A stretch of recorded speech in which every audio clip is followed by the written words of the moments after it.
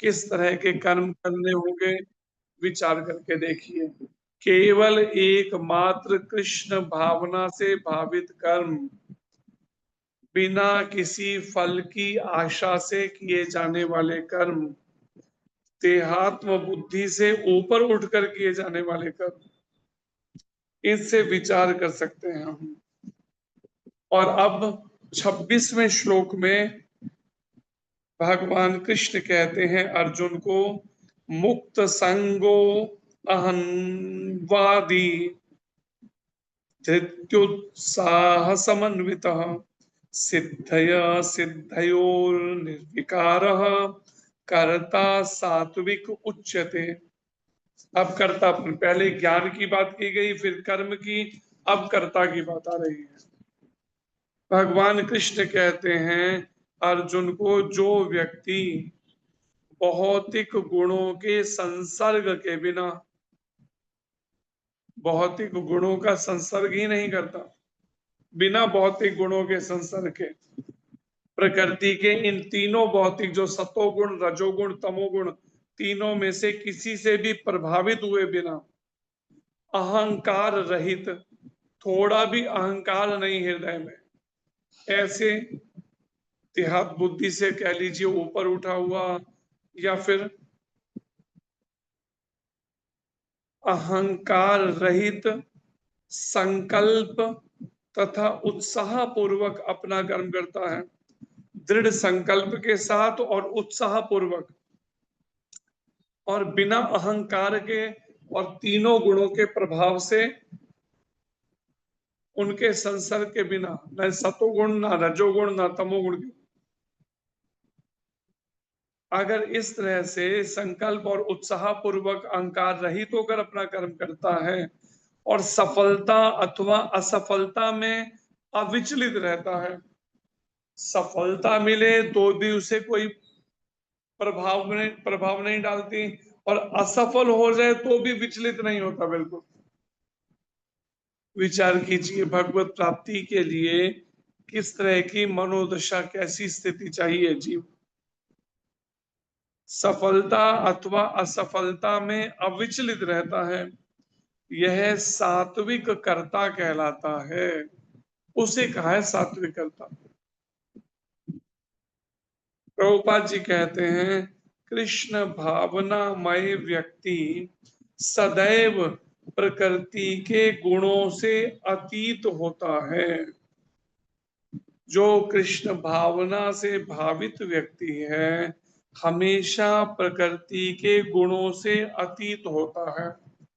ये जो भौतिक प्रकृति है, इस प्रकृति के जो गुण हैं, हमेशा उससे परे अतीत रहता है, दो अलग रहता है, दूरी बनाकर।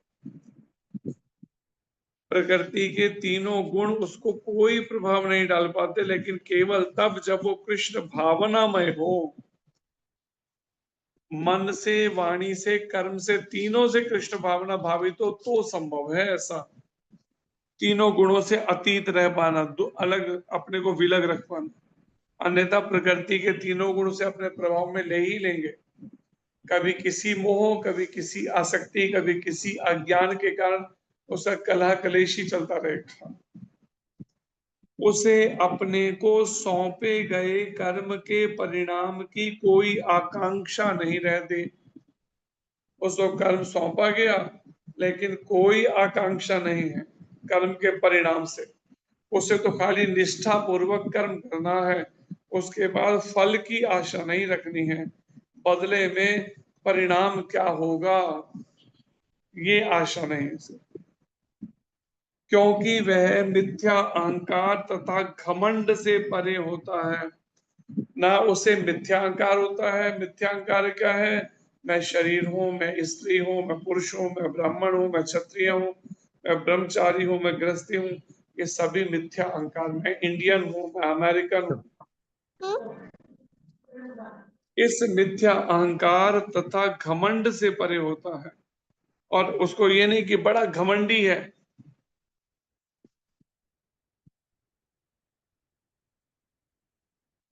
इन सब से परे होता है। फिर भी कार्य के पूर्ण होने तक वह सदैव उत्साह से पूर्ण रहता, जब तक कार्य पूर्ण नहीं हो जाता वो हमेशा उत्साहित रहता है, उत्साह से पूर्ण रहता है। वह सफलता या विफलता की परवाह नहीं करता, ना सफलता की परवाह करता है ना विफलता की परवाह करता है।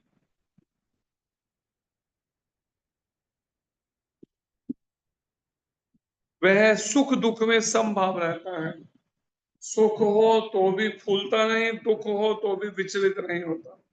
सुख दुख में समभाव, ऐसा करता सात्विक है।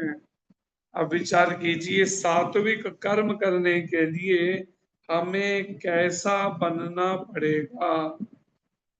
सुख और दुख में संभाव, सफलता विफलता की परवाह नहीं, सफलता या विफलता की परवाह नहीं, और उसे होने वाले कष्टों की कोई चिंता नहीं।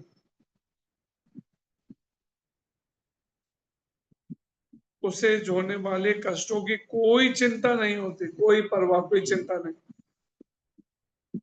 और वह सदैव उत्साह पूर्ण रहता है, उत्साह से पूर्ण रहता है सदैव।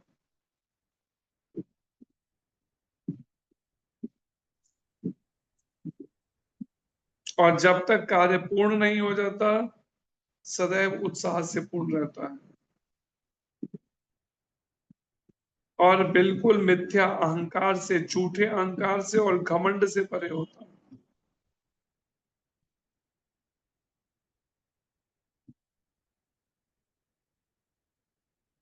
और जो भी कार्य उसे सौंपा जाता है उस कर्म के परिणाम की कोई आकांक्षा नहीं रहती उसको, और इसीलिए वो कृष्ण भावनामय व्यक्ति सदैव प्रकृति के गुणों से अतीत होता है। प्रकृति के गुण उसे कभी भी विचलित नहीं कर पाते।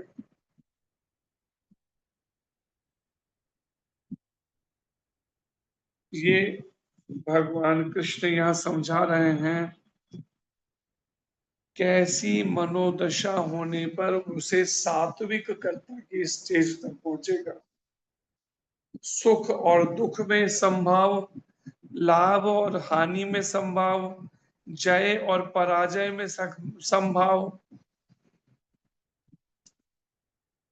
और अहंकार रहित तो होकर, सब तरह के अहंकार को छोड़कर संकल्प तथा उत्साह पूर्वक अपना कर्म करना, संकल्प के साथ और उत्साह पूर्वक, केवल ऐसा ही व्यक्ति सात्विक कर्ता कहलाता है। अब विचार कर लीजिए कि हम अपनी अपनी जगह किस तरह की करता है, सात्विक करता है, राजसिक रजोगुणी करता है या तमोगुणी करता है, इसका विचार कर लीजिए। हरे कृष्ण। धन्यवाद। भगवान श्री कृष्ण की वाणी भगवद गीता की जय। श्री जय कृष्ण चंद्र भगवान की जय। जय जय जी महाराज की जय। जय श्री जय कृष्ण प्रभुपाद महाराज की जय। श्री जय गुरु महाराज की जय। जय अनंत कोटि वैष्णव वृंद की जय। जय और प्रेमानंदे हरि। हरि हरि हरि हरि बोल। बोल। तो यहाँ पर इन श्लोकों से विचार कर लीजिए, यज्ञ के बारे में भी, कर्मों के बारे में, कर्ता के बारे में, इस सबको समझ लेना चाहिए, या फिर डायरी में नोट करो पॉइंट बनाकर, और फिर विचार करो कैसे इसके प्रभाव से बचा जाए। बोलिए पलक जी। हरे कृष्ण। हरे कृष्ण प्रभु जी, दंडवत प्रणाम, सभी भक्तों के चरणों में प्रणाम। हरे कृष्ण। प्रभु जी, मैं पूछ रही थी कि जैसे कि आपने बताया कि हमें हर परिस्थिति में संभाव रहना है, तो इसका मतलब तो हमें कुछ एक्शन नहीं दिखाना, हमें कोई भाव नहीं दिखाना, तो ये तो रिएक्शन लेस हो गया। तो हम उस परिस्थिति में कैसा भाव दिखा सकते हैं? अगर कोई परिस्थिति दुख में है तो उसमें दुख भी हमें नहीं दिखाना, सुख भी नहीं दिखाना, तो हमें क्या रिएक्शन देना उस समय? बताया ना, कृष्ण भावनामय, कृष्ण भावना भावित, मन में यही चिंतन रखना है कि अगर ये सब कृष्ण का ही है सब, तो मुझे तो केवल भगवत गीता के अनुसार अपना कर्तव्य करना है, अपनी ड्यूटी करनी है। इसके अलावा फल क्या होगा उसकी चिंता नहीं करनी। कौन जीवित रहेगा, कौन जीवित नहीं रहेगा, इन बातों की चिंता ना करके भगवान कृष्ण पर वो छोड़ देना है। जैसे प्रहलाद महाराज, राक्षस जब चट्टान से फेंकने जा रहे हैं, प्रहलाद महाराज कहते हैं कि फेंक दो तो, अगर वो रक्षा नहीं भी करेगा, जो रक्षा करेगा, अगर विष्णु नहीं आए रक्षा करने तो कहते क्या हो गया नहीं, तो उसमें मैं कहीं और जन्म लेके आ जाऊंगा। इस तरह का विश्वास हृदय में रखते हुए कि वो चाहे तो रक्षा करें, चाहे तो ना करें, उनकी इच्छा है। आश्लिष्य व पादरताम पिनष्टुमाम अदर्शना मर्मताम करो तो यथा तथा वा विद धातु लंपटो मत प्राणनाथस्तु स एव न परा। हे कृष्ण, आप मेरे एकमात्र प्रतिबंध रहित आराध्य प्राणेश्वर हैं। आप चाहे मुझे दर्शन दें, चाहे मुझे दर्शन ना देकर इसी तरह से तड़पाते रहें, आप लंपट कुछ भी क्यों ना करें, क्योंकि आप पूर्ण स्वतंत्र हैं। आपके ऊपर कोई भी नहीं है अंकुश लगाने वाला। हाँ, भक्त अपने प्रेम के कारण से कई बार उनको अपने अनुसार चलाते हैं, लेकिन वास्तव में भगवान को कोई भी बंधन नहीं डाल सकता। उनको कोई बंधन है तो केवल क्या है, प्रेम के बंधन में मोहन बंध गए। प्रेमियों ने जो बनाया बन गए, प्रेम के बंधन में मोहन बंध गए। तो केवल प्रेम के बंधन में बंधने वाले हैं, और कोई तरीके से बांध नहीं सकते। जहां थोड़ा सा अहंकार दिखाया नहीं तो परिणाम रस्सी छोटी हो जाएगी। यशोदा मैया बेचारी पूरे नंद भवन की रस्सी जोड़ डाली, लेकिन कन्हैया को बांध नहीं पाई। और बांध नहीं पाई तो गुस्सा दिखाते हुए क्या कहती है, तू जरूर पेट फुला लेता है।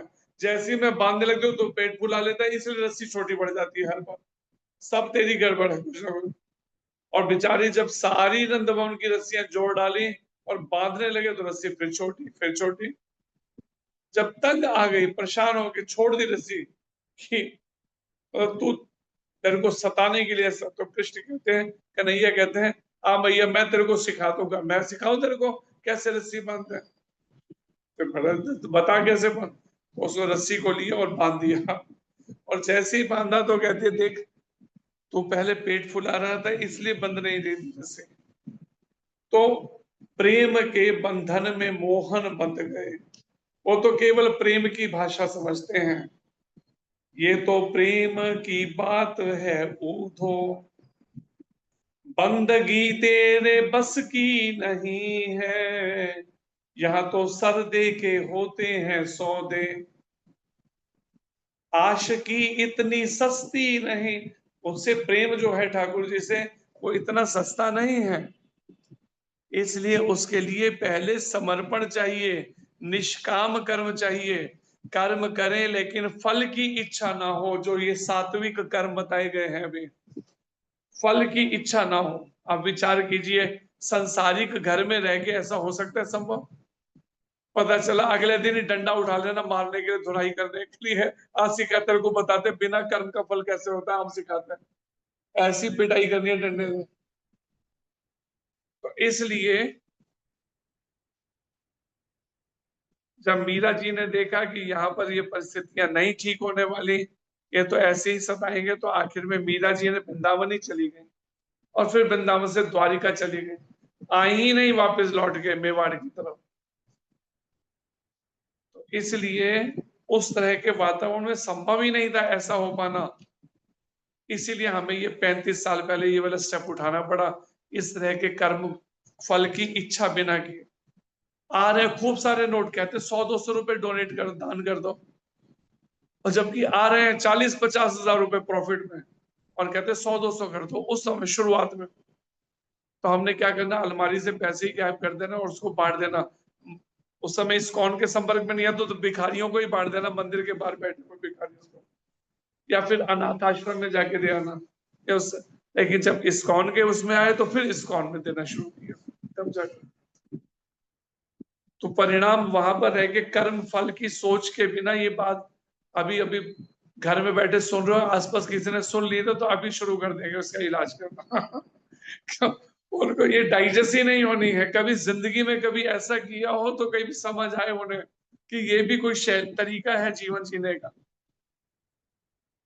मुझे मेरी मस्ती कहाँ लेकर आई, जहां मेरे अपने कहीं कुछ नहीं है, जिधर देखता हूं बस तू ही तू है और तेरे अपने कहीं कुछ नहीं है। तो ठाकुर जी की छवि को जैसे प्रहलाद महाराज, चारों तरफ उनको बस भगवान ही दिख रहे हैं, पेड़ों में, चट्टानों, पहाड़ों में, हर जगह। अब तो प्रहलाद जी पे और मस्ती चढ़ गई, पहले तो पहले सुनते नहीं थे हिरण्यकश्यप की बातों को, बदमाशी की। अब तो प्रहलाद जी पूरे मस्ती में ऐसे आ रहे हैं जैसे उनको पूरे शरीर में कोई, जो होता है ना, कोई मदिरा पान करने के बाद में उसके ऊपर कैसी मस्ती होती है शराब पीने के बाद, ऐसी प्रहलाद जी पे कृष्ण प्रेम की मस्ती छा गई। अब जब उनको उन्होंने देखा कि आपकी बार तो भगवान ने आशीर्वाद ही दे दिया पूरा, परिणाम समुद्र में फेंका तो समुद्र में भी जाकर फिर समुद्र देव ने उनकी रक्षा कर ली, उनको बचा लिया भगवान की प्रेरणा से। और फिर क्या सिखाया, ऐसे करो, भगवान से प्रार्थना करो, बार बार उनको हृदय से प्रार्थना करो, मनाओ उनको दर्शन के लिए।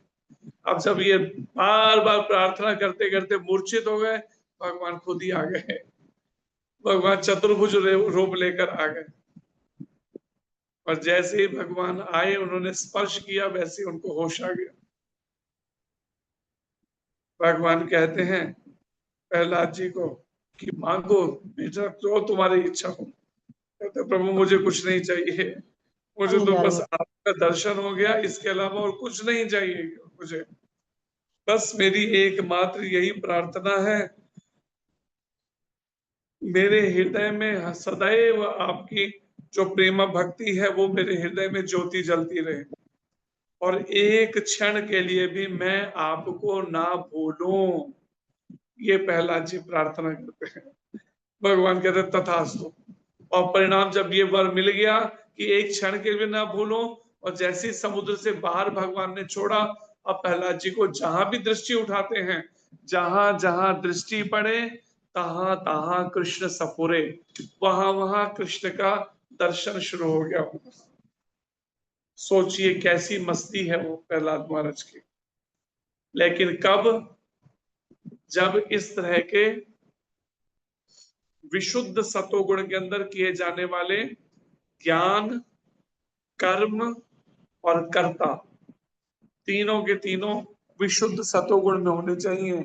सतोगुण से भी ऊपर, रजोगुण से भी ऊपर, तमोगुण से। अब विचार कीजिए, तो सतोगुण से ऊपर की बात नहीं हो पा रही, केवल रजोगुण या तमोगुण के ही। अभी तो सात्विक सतोगुण में ही आने के लिए युद्ध लड़ना पड़ेगा आप सबको। तो विशुद्ध सतोगुण की तो अभी बात ही नहीं, कहां से समझ आएगी। इसलिए हिम्मत करिए, प्रार्थना करिए गुरु गौरंग राधा कृष्ण को, कि जिससे उनकी कृपा से गुरु गौरंग राधा कृष्ण की विशुद्ध सतोगुण में मैं स्थित हो सकूं, किसी भी तरह का विचलन ना हो, मेरा भटकाव नहीं आए मेरे साधना में। ऐसी प्रार्थना करते हुए प्रयास करना चाहिए। हरे कृष्ण। धन्यवाद आप सब। बोलिए राजेश जी।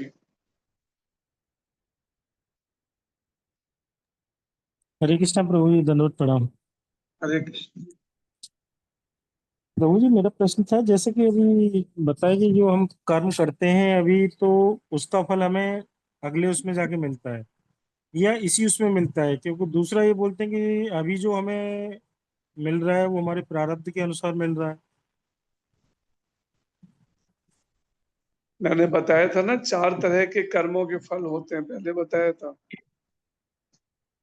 एक होता है बीज रूप में, दूसरा होता है प्रारब्ध, तीसरा होता है कूटस्थ, चौथा होता है क्रियमाण। इसको आसान भाषा में समझने के लिए ये कह सकते हैं, एक होता है अभी कर्म किया उसी समय फलित हो गया। जैसे अग्नि में आपने हाथ डाला तो 2 घंटे बाद हाथ नहीं जलेगा, उसी समय जल जाएगा। कुछ कर्म ऐसे होते हैं जो अभी किया उसी समय फलित हो जाते हैं। दूसरा कर्म है जो अभी किया लेकिन अगले 2-3 सालों में फलित होगा। इसका उदाहरण है आम का पौधा। अभी आपने आम का पौधा लगाया तो 1 हफ्ते भर में आम नहीं मिलेंगे, आपको 2-3 साल प्रतीक्षा करनी पड़ेगी, 2 साल 3 साल, कई बार 4-4 साल। राइट। तीसरा है अभी किया कुछ सालों के बाद फलित होता है कर्म। जैसे माता पिता बच्चों को पालते पोसते हैं ये सोचकर बुढ़ापे में ये हमें सहारा बनेगा, कुछ सालों जी। के बाद फलित। और कुछ कर्म ऐसा है अभी किया लेकिन अगले जन्मों में फलित होगा, अगले जन्म या अगले जन्मों में। जिसका उदाहरण भीष्म पितामह, जिनको बाणों की शैया पे जब लेटना पड़ा और भगवान 5 पांडवों को लेकर आए,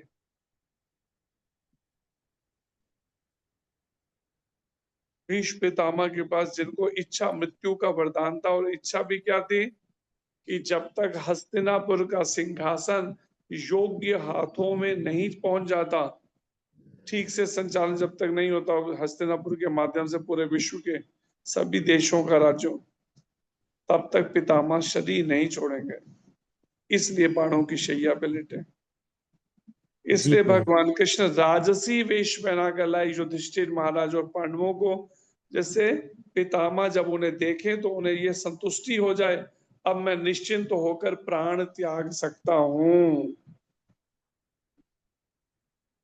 तो इस तरह से कुछ कर्म ऐसे हैं जो अगले कई जन्मों के बाद 101वें जन्म का ये था फल, पितामह को जो बाणों की शैया भोगनी पड़ी। अब विचार करिए कितने कितने जन्मों का साथ चलता है, और जब जन्म लेते हैं फिर अपनी दौड़ में लग जाते हैं, फिर पैसा कमाओ, इस दौड़ में दौड़ो, भूल जाओ बाकी दुनिया को। कैसा हमारी मनोस्थिति है, सोच के देखो। हरे कृष्ण। Thank you. हरे कृष्ण। धन्यवाद प्रणाम। हरे कृष्ण। बोलिए निशामता। हरे कृष्ण प्रभु जी, दंडवत प्रणाम। प्रभु जी, हरे मेरा कृष्ण। ये क्वेश्चन है, जैसे ये बताया आपने सात्विक गुण। सात्विक गुण का तो प्रभु जी ठीक है, लेकिन ये विशुद्ध सात्विक गुण है जो, ये तो सात्विक गुण तो चलो हम कर लेंगे, हो जाएगा जैसे, लेकिन विशुद्ध में कैसे जाएंगे हम? ये तो बहुत कब टफ हो जाएगा? है। कौन से जन्म की बात कर रहे हो, किस जन्म में हो जाएगा सात्विक गुण? नहीं प्रभु जी, नहीं प्रभु जी, इसी जन्म में अभी मतलब गुरु महाराज जी की कृपा से, आपकी कृपा से प्रभु जी। विशुद्ध सतोगुण में जाने के लिए मैंने लास्ट में बताया ना, आखिर में, मन वाणी कर्म तीनों से कृष्ण भावना भावित कर्म करना होगा, बिना आसक्ति के, बिना राग या द्वेष के। जब कृष्ण भावना से भावित ही सब तरह के विचार भी होंगे मन में, इच्छाएं भी कृष्ण भावना से भावित होंगी, अनुभव भी कृष्ण भावना से भावित, वाणी के कर्म भी कृष्ण भावना से भावित, कृष्ण के निमित्त ही सेवा के कृष्ण की।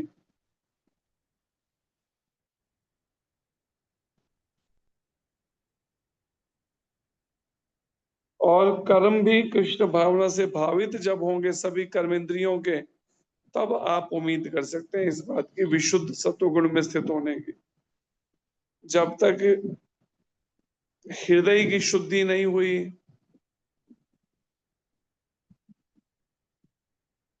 तब तक भव बंधन से छूटना संभव नहीं है। हरे कृष्ण। हरे कृष्ण प्रभु जी। हरे कृष्ण। बोलिए पूजा माता। हरे कृष्णा प्रभु जी, दंडवत प्रणाम। हरे कृष्ण। प्रभु जी मेरा ये था प्रभु जी, मैं ना कुछ दिनों से 7-8 दिनों से ना मेरा जप नहीं हो पा रहा है, मतलब हो पा रहा है पर ऐसे ध्यान पूर्वक नहीं हो पा रहा है। तो प्रभु जी ऐसा क्यों हो रहा है? या तो मेरे से कुछ गलतियां हो रही हैं उसके कारण हो रहा है या क्यों? प्रभु जी इसके बारे में मेरे को थोड़ा बताना। ऐसे मेरे को नींद लग जाती है प्रभु जी, जप करते करते फिर मैं सो जाती हूँ माला साइड पे छोड़ के। अगर करूंगी जब तो कर लेती हूँ जैसे पूरा, मतलब रात को ही होगा, लेकिन वो भी फिर मतलब ध्यान उधर उधर भटकता रहेगा। तो ऐसा क्यों हो रहा है प्रभु जी? रजोगुण और तमोगुण के प्रभाव से होता है शरीर में। तो इस तरह का आलस्य प्रमाद जो पहले श्लोकों में आया, आलस होना, मन का प्रमादी हो जाना, विषय भोगों का चिंतन मन करता हो, और फिर भी हम आंखों के माध्यम से, कानों के माध्यम से वही सब दे रहे हैं, उससे हृदय में नाम के प्रति रुचि खत्म हो रही है, घटती जा रही है, और इस संसारिक इसमें बढ़ती जा रही है। जी। प्रभु जी मुझे लगता है जैसे कि या पता नहीं, मैंने ये श्राद्ध वगैरह चल रहे हैं, ये कुछ 1-2 घर में मैंने खाना खा लिया, मुझे तो ऐसे लगता है उसके उसके कारण तो नहीं हो रहा है ऐसा प्रभु जी? हाँ, शास्त्र में तो लिखा है श्राद्ध का अन्न नहीं खाना चाहिए। अगर हम श्राद्ध का अन्न खाते हैं तो उससे हमारे पुण्य, हमारी भक्ति क्षीण होती है। फिर हमें जो नहीं खा लेना चाहिए मतलब कि। हाँ, वैष्णव मार्ग पे जो चल रहे हैं उनको बचना चाहिए इस तरह के श्राद्ध के अन्न को खाने से। बुद्धि मंद पड़ जाती है उससे, और भगवान को समझने के लिए तो बुद्धि ही तो चाहिए, और वो मंद ही पड़ जाएगी तो फिर कहाँ से भगवान को पहचान पाएंगे, समझ पाएंगे। इसलिए जी प्रभु जी। तो दूसरा ये था प्रभु जी, जैसे ये जो प्रेमानंद महाराज जी हैं प्रभु जी, इनकी कौन सी ये है परंपरा है ये? वो कहते हैं हमारी इन 4 में से नहीं, हमने 5वीं हमारी अलग से ही परंपरा, अपनी अलग से ही वो बताते हैं। ये कह के जो भी इनके हुए पहले उन्हीं के, उनसे अपने अलग ही बताते हैं, वो इन 4 में रख बताते ही नहीं अपने को। 4 हाँ प्रमाणित प्रभु जी, संप्रदायों से। क्योंकि यहाँ पे ना कुछ लोग उनको फॉलो करते हैं तो वो बोलते हैं कि आप बोलते हो भक्ति करो भक्ति करो, तो प्रेमानंद महाराज जी बोलते हैं कि नहीं, कर्म ही पूजा है। आप अपने बच्चों का पालन पोषण करोगे, अपने माता पिता की सेवा करोगे, आपको यहीं पे भगवान मिल जाएंगे। तो आप बोलते हो नहीं, भगवान की सेवा करो। तो मैंने उनको बोला कि नहीं, ऐसा तो बताया जाता भगवान हमें, भगवान के ने जो बताए गए हैं, जो भगवद गीता में बताया, हमें उस पे चलना है। तो वो लोग ना कुछ यही बोलते हैं फिर कि नहीं, वो ऐसे बोलते हैं, वो भी इतने बड़े संत हैं, उनकी किडनियां दोनों डैमेज हो गई हैं, तो वो भी भगवान की कृपा से जी रहे हैं इतना, तो वो सच बोलते हैं। तो इसमें हमें उन्हें क्या बोलना चाहिए उन लोगों को?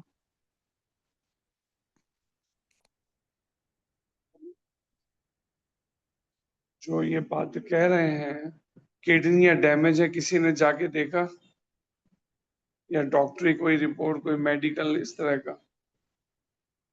जो ये बात उनका कहना है, वो क्या करते हैं, कोई भी सबको खुश करने वाले तरीके से चलना, शास्त्र इसको वो नहीं करता है। शास्त्र तो कहता है सत्य पर चलने के लिए, और सत्य पे कोई चलेगा या सत्य भाषण करेगा तो उससे सारे लोग प्रसन्न नहीं हो पाएंगे। हम्म, इसलिए वैदिक शास्त्रों में जो शिक्षा है उसके अनुसार जीवन ढालना पड़ेगा। लोगों को खुश करने के लिए मीठी मीठी बातें करें तो दुनिया किसी के पास भी इकट्ठी हो जाएगी, हम्म, लेकिन भगवान की निष्काम भक्ति क्या है, शुद्ध भक्ति, इसको हमें समझना पड़ेगा। वही बोलते हैं कि अलग अलग फिलोसफर की अलग अलग कहना है। तो आप प्रभुपाद जी कुछ और बोलते हैं, वो वाले संत कुछ और बोलते हैं, वो फिर अपना बताते हैं सारा के फलान। तो हम किसके कहने पे चलें? उनको कहो अब भगवान कृष्ण के अवतार कलयुग में हुए, उनके कहने पे चलो और अनुभव करके देख लो। नहीं चलते तो समय के साथ में फिर वो करेगा, प्रकृति खुद ही सिखाएगी दंडित करके। जी प्रभु जी, ठीक, धन्यवाद प्रभु जी। हरे कृष्णा। हरे कृष्ण। हरे कृष्णा प्रभु जी, बहुत बहुत धन्यवाद। हरी हरी बोल। प्रभु और कोई प्रश्न नहीं है तो आपकी आज्ञा से कक्षा अंत करें। जी हरे कृष्णा प्रभु। वाञ्छाकल्पतरुः कृपा सिन्धुवे एव च पतितानां पावनेभ्यो श्री वैष्णवभ्यो नमो नमः। प्रभु महाराज की जय, प्रभुपाद की जय, कोटि वैष्णव वृंद की जय, हरिदास ठाकुर जी महाराज की जय, की जय, निताय गौर नित्यानंदे। हरि हरि बोल। हरे कृष्णा प्रभु जी, दंडवत प्रणाम, दंडवत प्रणाम। जी हरे कृष्ण जी प्रणाम प्रभु जी। हरे कृष्णा प्रभु जी, दंडवत हरे प्रणाम। कृष्ण हरे कृष्ण प्रभु जी, दंडवत प्रणाम। हरे कृष्ण प्रभु जी, दंड प्रणाम। हरे कृष्ण जी हरे कृष्ण प्रभु जी, दंडवत प्रणाम। हरे कृष्ण जी।